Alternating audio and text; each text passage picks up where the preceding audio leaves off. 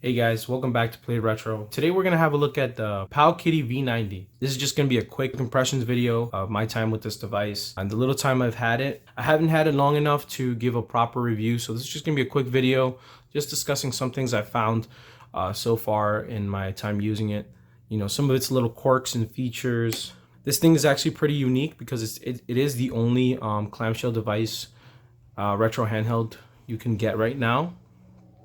And I know this thing's old. So for the people who are going to say that, I understand this thing is old. This thing came out, I think, back in 2020. It's still being sold right now, late 2023. So it's actually pretty surprising. A lot of retro handhelds don't make it that far. You know, this is like almost 4 years later and still actively being sold. Like this was being sold at the same time as like the BitBoy and like stuff like that.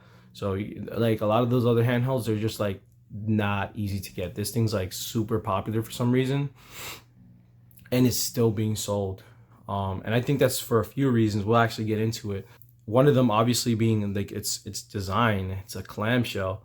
So this is obviously reminiscent of your Game Boy SP, Game Boy Advance SP, if you know what that is. Obviously has extra buttons here and there, and you know, you don't have an XY and you have extra shoulder buttons, but more or less it's the same. Giving you a quick look at it. So one of the best things about this thing is actually the price.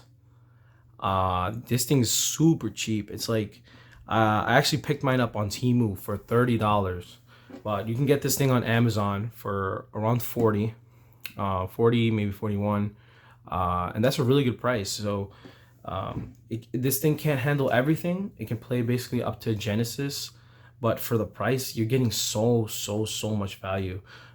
This thing can basically, it can perform pretty well. Like I was actually really surprised. It can handle the whole Game Boy lineage, Game Boy Color, Game Boy Advance perfectly.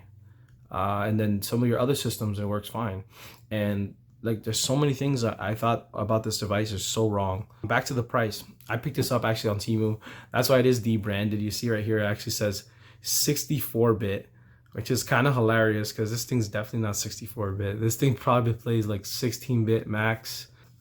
But yeah, this is supposed to say Powkiddy here, but mine just says that. It's, to me, it's comical, so I leave it. I don't really care. It actually shines a little bit. Yeah, I'm actually gonna give you a quick tour of the device, talk a little bit about all the features and stuff. So let's talk about this hinge real quick. So it snaps up to like right here. I think the angle's pretty good. Haven't had any problem with it. It does flex back a little bit, holds its place there, but even in other positions it'll hold itself pretty well, like here. The hinge is not bad. Like I thought the hinge was going to be terrible, but it's actually not bad at all. Moving on to this display, let's actually boot it up so I can show you some of the weird things. Like you saw that glitch right there. That's one thing like this thing does sometimes.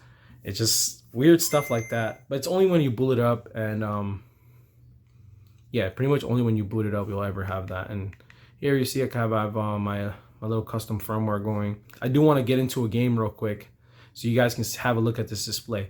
This display, according to Powkiddy, this is supposed to be a 3-inch display according to Powkiddy. It's actually not. So I have a ruler here so you can actually see the display size. Sorry, that's centimeters. You go from here to here, and you see it doesn't make it to 3 inches. So it's about let's take a 2.8 inch screen around there. It's definitely a little bit smaller, so not the biggest deal, but it's like false advertising. I do want to talk about the device. Actually gets pretty bright. The display gets pretty bright. Viewing angles are decent, so it's really not that bad. Let's talk about the dimness and brightness. Look at that dimness.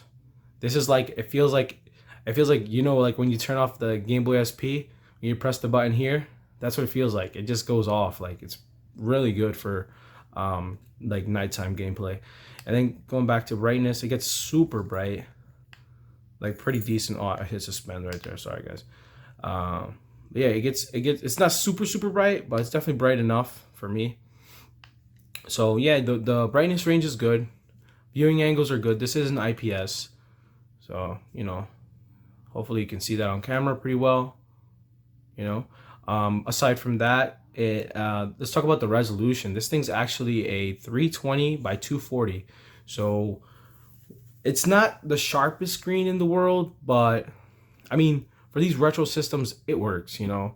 I don't mind a little bit chunkier pixels. I'm not, you know, I like to play retro games and they have pixels, so like I don't really care. And then it's still, for GBA, for example, like for those of you who don't know, I cover GBA a lot because it's my favorite handheld and my favorite retro handheld and my favorite library.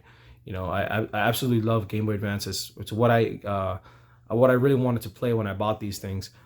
And yeah, this thing plays GBA perfectly, and playing GBA on this is not bad either because it's still 2 times upscaled for the original resolution. So, you know, there's that. The aspect ratio is not 3:2, which is what the original Game Boy Advance aspect ratio was. It is still 4:3, so that's gonna work better for like your Genesis, your NES, I believe, and maybe a couple other things, but still 4:3 is a good aspect ratio for these retro handhelds. So there's no complaints there. I do want to get into a quick game. I have been playing Super Mario Advance, one of my favorite games of all time. I might actually, I think I have a load ready. So load, I think it's 3. No, that's not it. What? 4? Yeah, it's 4. Okay, cool.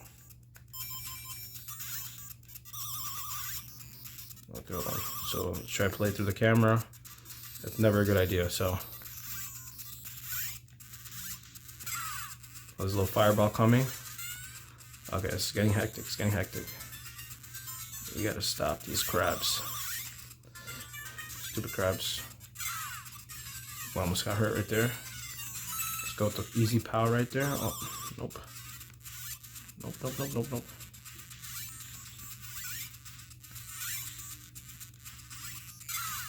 Okay, let's go this way.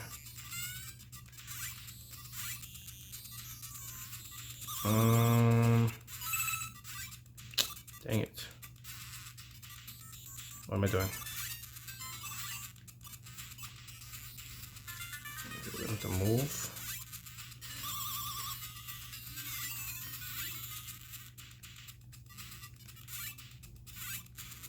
Yeah, this is one of the later levels with these flies, and I'm not gonna lie, the flies are difficult. Oh my goodness. Hopefully you guys can see that on screen. The screen looks pretty, it's not bad at all. Oh, snap. Okay, I'm just gonna quit here. Oh, I do want to discuss one weird quirk. So not everything is like correct. Like for some reason, when you go to like press this menu button and you go into the emulator settings and stuff, the buttons are backwards. So B is A and A is B. So it's kind of annoying. Like you have to select everything with B, but then in game it's the opposite. So it's kind of weird. That is one thing I want to note for that I've noticed. So going back into the games list. This custom firmware is actually really not bad. I actually really like it. It doesn't hide all the other emulators you have. So some of these are empty, but they're still here. It's kind of annoying. You can delete them, but it's just one of those things. And then the way it sets it up is kind of annoying. Like you have to like manually, like for example, you go into here and you have to like set it to show folders, and then you have to filter the files so it just shows you your games and not your saves and your other stuff. And then for the box art, you have to direct it to the correct area where the box art is, and stuff like that. So a little bit annoying, but to set up, but it looks great nonetheless. Like it's pretty reasonable, and it's actually pretty snappy as well. Booting up and just navigating through the menus and stuff looks pretty good. You can see how fast that is in real time. Moving on from the screen, another weird quirk about this, I'm gonna show you right now. So I want to talk about how you power off this thing, right? So in the custom firmware, so you have to exit out the game, you know, press this, exit out the game, and then you press and hold the start button. It'll give you this power off menu, right? You press A to power off. And then once the screen is black, you have to turn off the switch. That is too many steps to power off a device. And then once that's done, you're good. So this light right here, there's a little light right here.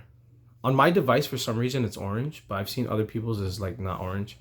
I do have the black, obviously. This is the newest model that came out. This actually has a red, like this, and there's a yellow too, but those are like the older ones. This came out this year, so I wanted to pick it up. But yeah, that whole sequence is like super annoying. Like, why do we have to do all that? It's just like not intuitive whatsoever. Let me show you what's in the box real quick.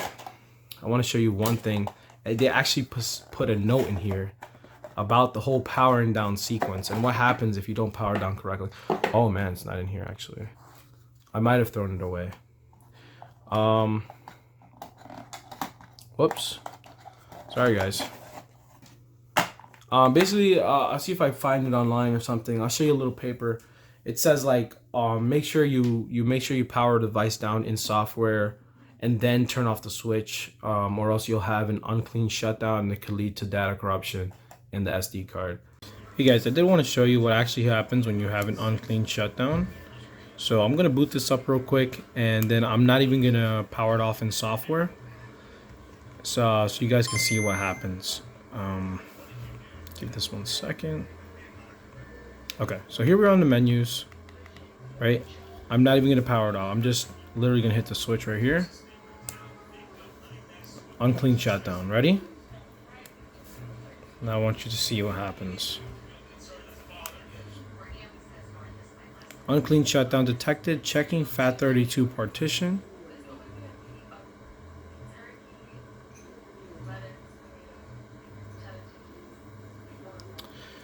Long story short, you get a super long boot time. It's like really annoying. And you could corrupt your SD card. So don't do this. I just did to show you guys. It can happen. That's one kind of like really annoying flaw, and something that kind of makes me like wish I'm using another handheld, right? Because like, for example, on my RG35XX, all I have to do is I can literally be playing a game. I can pause it and just press and hold the power button and create a save for me and then shut down all in one step. Or like this, it's not intuitive whatsoever. It takes a long time. But it's really a minor quirk, you know? It's like, it's annoying that you have to do that, but it's like not the worst thing in the world, right? Like, let's be honest. So aside from that, I do want to talk about the controls. Look at this. I have no problem with these controls. And I hear a lot of bad things about Powkiddy and how their quality is really bad. And the controls, actually, I have no complaints with them. I actually like their membrane. They feel nice. They're the size is not crazy, right? But they work. They function. Even the D-pad, I have no problems with this D-pad. Start and select. This is one that's a little bit clicky, but they're not loud. They're not loud. They have a decent feedback. I really have no complaints, and I feel like people talk too much crap about Powkiddy. Like the quality is good. It's not as bad as people say. Okay, cool things about this, right? Like sound. It looks like it has 2 speakers. I think it's still mono though, the sound. I could be wrong, but I have not tested the headphone jack yet, so but it is there. That is our charging port as well. One cool thing about this, it has a volume wheel instead of a rocker, which I really like. So I wish more devices had this. I know the Mayu Mini has this. It's super cool. I love volume wheels. It's like so retro and like awesome. I wish the only thing I wish it had like a little click at the end, so it's completely off. But I mean, it's still awesome that it's there, Aside from that, let's look at the so this is that switch. It does say on and off. One annoying thing about this too is like, I've already had an issue where like I just threw this in my bag, right? This is probably my own fault because I don't have a case, right? So I've been just using this like this, right? And I just threw it in my bag, and I noticed like the switch got turned on by accident. I don't know how, maybe from movement in my bag. And when I went to turn it on, it was like already dead. So it just like, when this is on, it just drains the battery completely. And the battery is not big at all. So it's like, you want to prevent that from happening. So it's something to think about. It might make sense to get a case for this just because of that little issue. And I don't really have that issue with other devices, so it's kind of weird. Here's that one SD card slot. I do like one. Two is nice, but one is better for simplicity. And then on the back, you have your little shoulder buttons right here. They're small. I rarely use these, but they're there, you know. They remind me a lot of the Gameboy SP shoulder buttons. You know, it's nice. And then a really cool thing, it actually has a wrist wrap slot right here.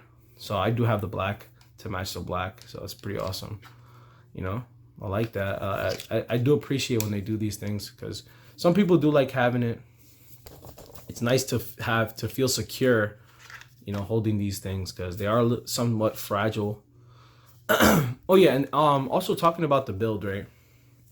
So what people say about it, like that it does kind of feel a little bit cheap, I think is true, right? It doesn't feel horrible, like it's not the worst thing in the world, but it does feel a little bit cheap, I guess, because I feel like it's really the texture they decided to use for this thing is not great. And the plastic, like, it does feel really light, which is a good thing. Like, it's not gonna weigh you down or anything, but it doesn't feel like the most quality plastic, right? However, these buttons, I feel like these buttons, they're like the opposite. Like, I actually feel like the buttons are a different plastic, so they feel different.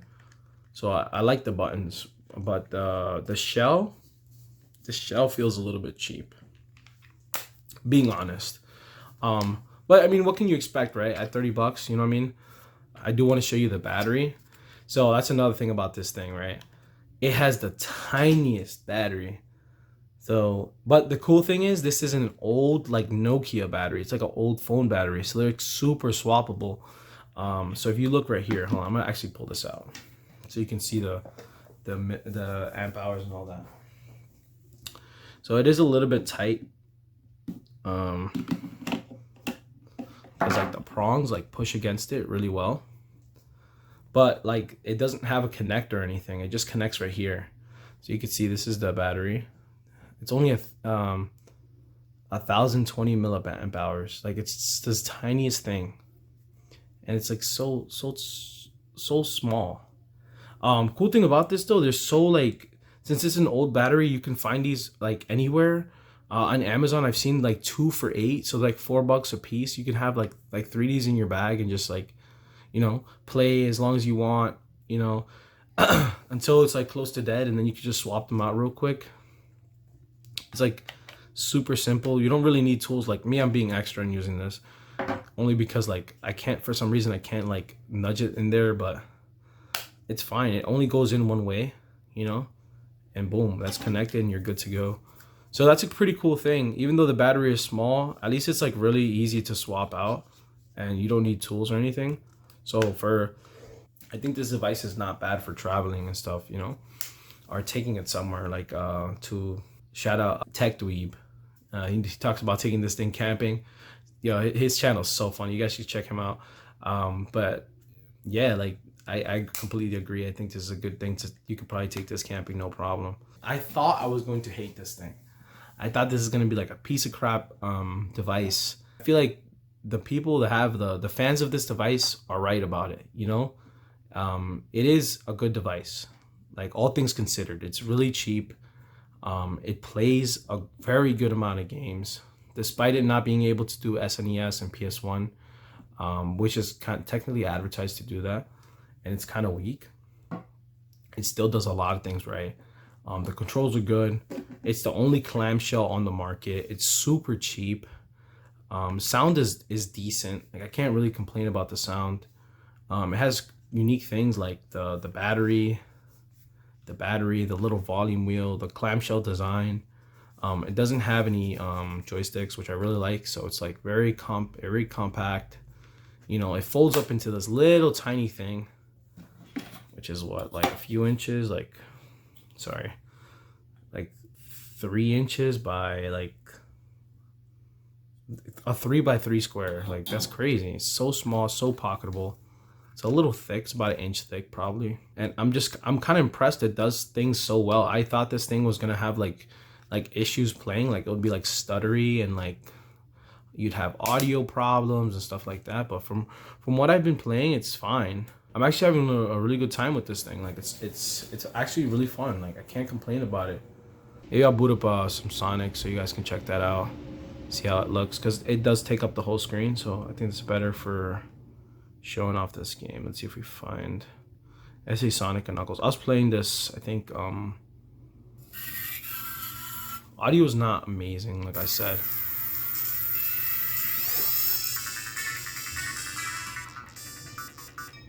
But I actually don't hate it, you know. It's still fun. This thing's a lot of fun.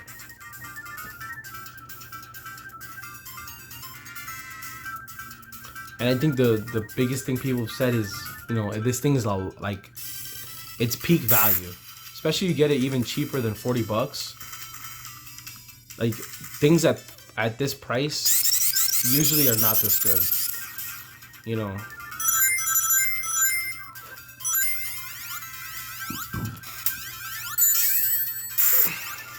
Oh.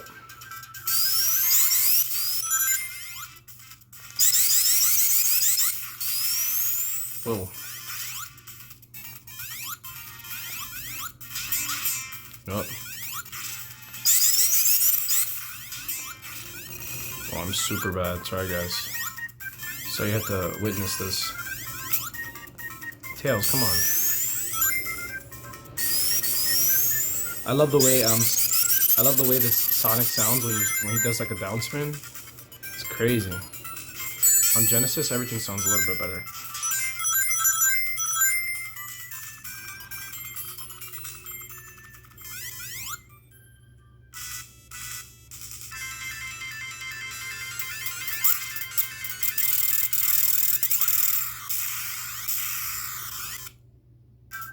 What the heck?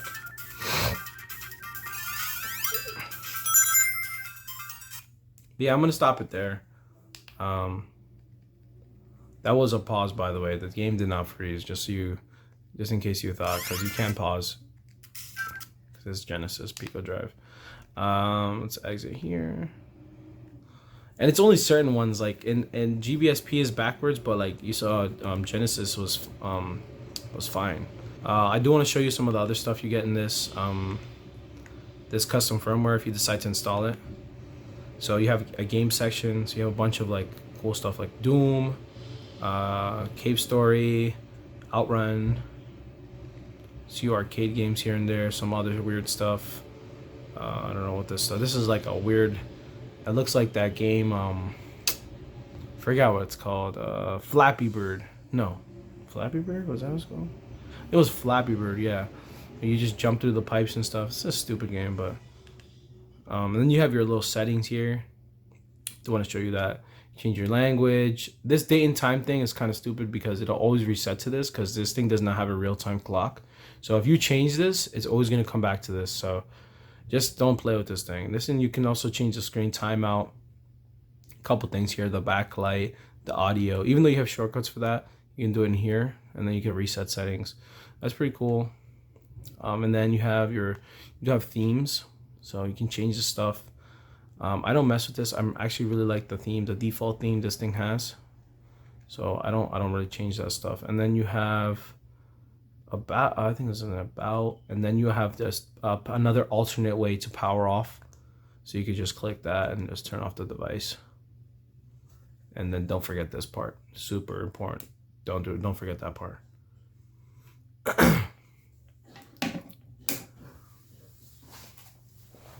I do want to show you real quick what was in the box. Besides the papers, I threw the papers away. There is like a little manual in there. You get this USB-C cable, which is crappy and smells really bad, but at least they include it. I like one cool touch about it. It's purple. Like I never see this purple inside, so that's pretty interesting. Here's the memory card you get. I could show you that if you want. This is not included in the box. This was because I swapped out this this micro SD card, so I put a brand new one in there. I'll actually show you that real quick. So this is what I have in there. Just a little 32 gigabyte SanDisk. Cool thing too is the SD card in here is actually the correct orientation, so you don't have to worry about like on other handhelds. It's the correct orientation, facing you, you know. And yeah, there's not much else. This thing comes like in a little plastic bag. This is probably isn't that bad, but it just smells so bad. I just wouldn't want to use it, you know. And let's actually maybe show you this real quick. So if you're a type of person you don't want to tinker and you want to just use it out the box, which is risky because they don't last. The micro SD card in here, they're not reliable. So look at that little orange light, and yeah, that's the default. Does this weird boot stuff. So yeah, this runs Open Dingus, so you'd have like a menu like this, and then you can go through your little tabs here. You have a bunch of cool stuff here, little apps. You have I guess a media player or something, Explorer, Commander. That's probably a file browser. That's probably like a music player or something. This was probably like a video player or something. And then over here you have your other, you know, ports and games and stuff like that. You get a handful here, not too bad. And then you have settings and other stuff, kind of similar to what you have over there. You have skins. We can change it to something else. Let's change it to that, see what that looks like. Okay, that looks actually a little bit better actually. Not a huge fan of the icons for this, but hey, I mean, it works, right? Let's actually go into, let's see, Game Gear. Let's see, Megaman. See what that looks like.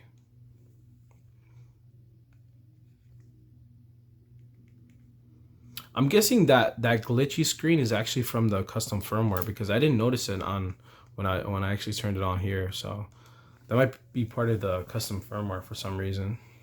So maybe it's not the screen. I could be wrong. Okay.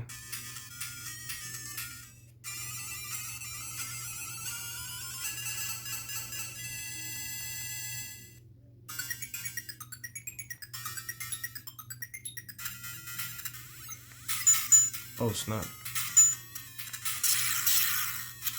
Oh, his little bombs.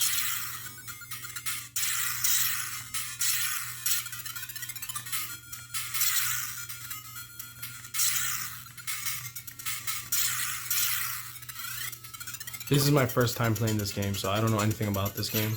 I know it's a Mega Man game, but besides that, and I know nothing else, so, you know, forgive me if I'm trash.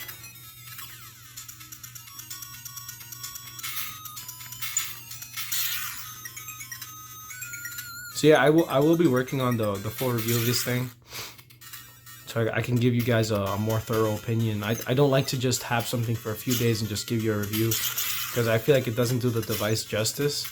You know, I'm not one of those reviewers. I just get something for a few seconds and I just give you an opinion. I don't know. It feels cheap to me. You know. Damn, I'm bad. Okay, I think we're good. So yeah, I'm gonna wait a little while, play a little bit more games. You know, maybe finish a couple more games, and then I'll give you guys like a real opinion on this thing.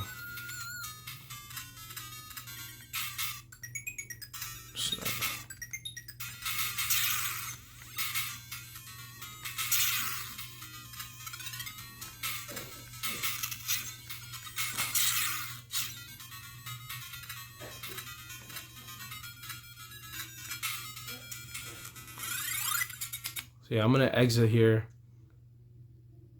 The stock OS is really not that bad. I haven't tested it that much, but it is a little bit limited, and it's not as pretty, but it works good from what I've seen, and it's not horrible. Let me show you the power down real quick. We can actually reboot on this one, and then boom. So yeah, my final thoughts on this thing so far. It's a lot of fun.